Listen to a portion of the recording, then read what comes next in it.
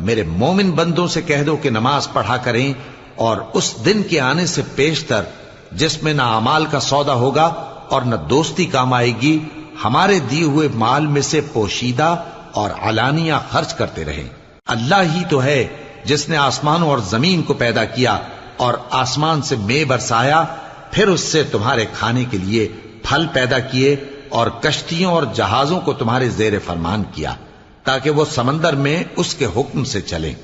اور نہروں کو بھی تمہارے زیر فرمان کیا، اور سورج اور چاند کو تمہارے لیے کام میں لگا دیا کہ دونوں دن رات ایک ڈگر پر چل رہے ہیں، اور رات اور دن کو بھی تمہاری خاطر کام میں لگا دیا،